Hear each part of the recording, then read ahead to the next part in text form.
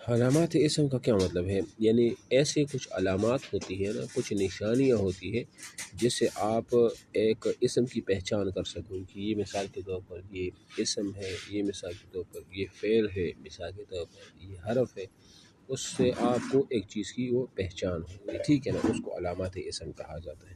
مثال کے طور پر کوئی آپ کی کوئی جگہ کا پوچھے کہ فلاں جگہ کدھر ہے، تو آپ کو کہ وہاں فلاں جگہ ہے نا، وہاں ایک مسجد آئے گا چوک میں، چوک سے تھوڑا سا آگے جائیں گے تو ایک سپر مارکیٹ ہوگا، سپر مارکیٹ کے ساتھ ایک ایکسچینج ہے، تو ایکسچینج کے ساتھ اس کا گھر ہے۔ تو یہ علامات ہیں جس کی وجہ سے ایک چیز کی پہچان ہوتی ہے۔ تو اسم کی بھی کچھ علامات ہوتی ہے جس کی وجہ سے آپ عربی کلام، عربی جملے کے اندر اسم کی پہچان اس طریقے سے کرو گے، تو اس کو علامات اسم کہا جاتا ہے۔ سمجھ آ رہی میری بات کی نہیں؟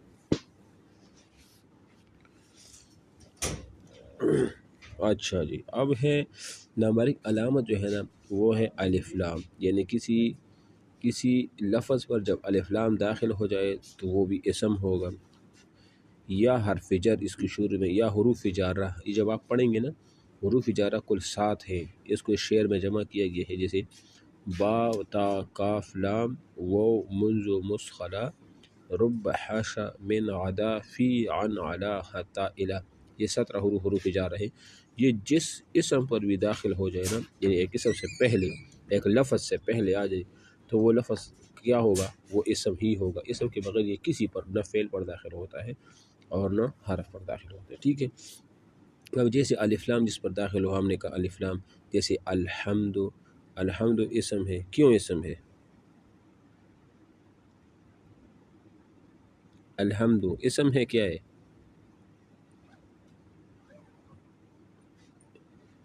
الف لام، الف نہیں آ رہا، الف لام دونوں، الف لام۔ اور بزیدن جو ہے نا، بزیدن، بزیدن زیدن اسم ہے، کیوں؟ کیوں؟ با حرف جر اس پہ آیا ہے، با حرف جر اس پہ آیا ہے۔ اچھا، تیسری نمبر علامہ جو ہے نا وہ تنوین ہے۔ یہ تنوین جو ہوتا ہے 2 زبر 2 زیر اور 2 پیش، جیسے ہاں، جیسے دن ہے، دن ہے اور دن ہے، اس کے آخر میں ہو، جیسے مثال زیدن، زیدن، زیدن۔ اگر کوئی آپ سے پوچھے کہ زیدن یہ اسم ہے، اس میں علامت کیا ہے، تو آپ کیا بتاؤ گے؟ کیونکہ اس پر تنوین ہے، اس پر کیا ہے؟ تنوین ہے۔ اور نمبر 4 نمبر علامت یہ ہے کہ وہ مسند الیہ ہوگا۔ کیا ہوگا؟ مسند الیہ، یعنی کسی دوسری اسم کی، کسی دوسری چیز کی نسبت کی گئی ہوگی اس کی طرف۔ جیسے میں کہہ دوں زید قائم، زید قائم کڑا ہے۔ اب زید یہاں پر اسم ہے، بھئی کیوں اسم ہے اور مبتدا ہے؟ اس کی علامت ہے اس لیے کہ زید یہاں پر مسند الیہ واقع ہوا ہے۔ کیا واقع ہوا ہے؟ مسند الیہ، کیونکہ قیام کی نسبت کس کی طرف ہو رہی ہے؟ زید کی طرف ہو رہی ہے۔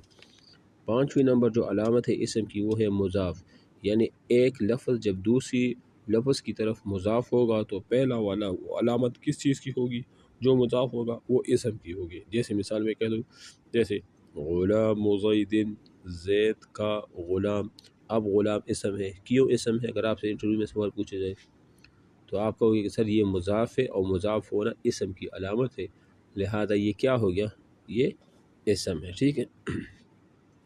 نمبر 6 جو ہے نا وہ مصغر ہونا۔ مصغر کا مطلب ہے چھوٹا پن ظاہر کرنا۔ کیا ظاہر کرنا؟ چھوٹا پن۔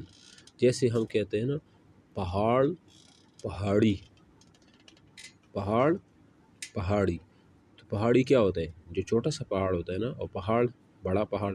جیسے ہم کہتے ہیں ایک ہوتا ہے بحر، سمندر، اور ایک ہوتا ہے بحیرہ، یہ چھوٹا سا سمندر، سمندر کو ہم اوشن کہتے ہیں، اور اوشن کا جو چھوٹا پن ہوتا ہے وہ سی ہوتا ہے۔ کیا ہوتا ہے؟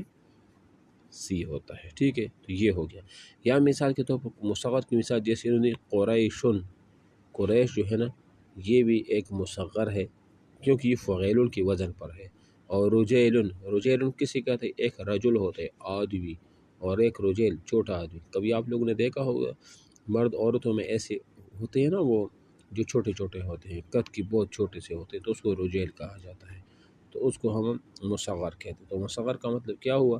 چھوٹا پن ظاہر کرنے کے لیے جو چیز وہ، تو یہ بھی اسم کی علامت ہے۔ نمبر 7 علامت یہ ہے منسوب ہونا، یعنی جہاں ایک طرف کسی چیز کی طرف نسبت کی گئی ہو نا، تو وہ چیز بھی اسم کی علامت ہوگی جو نسبت کی گئی ہو۔ جیسے مثال بغدادی، ہندی۔ بغدادی کا مطلب کیا ہے؟ بغداد کا رہنے والا، ہندی کا مطلب کیا ہے؟ ہند کا رہنے والا. پاکستانی کا مطلب پاکستان کا رہنے والا. سعودی کا مطلب سعودی کا رہنے والا. اور اس طرح کوئی بھی ہو جو ایک دوسری کسی کی طرف نسبت کی جائے نا تو وہ کیا ہوگا؟ وہ منصوب اور وہ اسم کی علامت میں ہوگا. ٹھیک ہے. اور نمبر 8 ہے تسنیہ ہو، یعنی ایک تسنیہ جو بھی ہوگا نا وہ اسم ہی ہوگا، علامت اسم کی ہوگی. جیسے رجلان، رجلان کا مطلب دو آدمی، رجلان کا مطلب کیا ہے؟ دو آدمی، یہ بھی اسم کی علامت ہے. اور 9 نمبر پر ہے جمع ہو.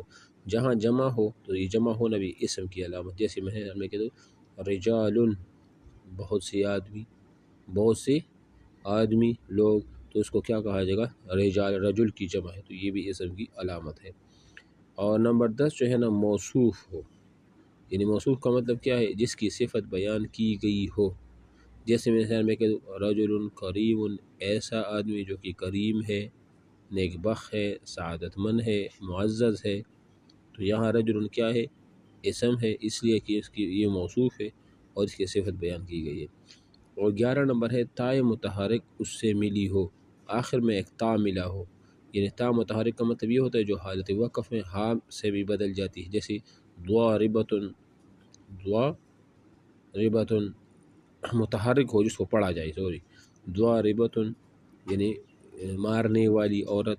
اب ضاربۃ جو آخر میں تائے متحرک ہے نا یہ بھی اسم کی علامت ہے، لہذا یہ کیا ہوگا؟ یہ اسم کی علامت ہوگا. فائدہ آپ کو بتا رہے نا، فائدہ میں بہت اہم چیز ہے. یہ سوال اس دن میں نے ATTT میں بھی کیا تھا.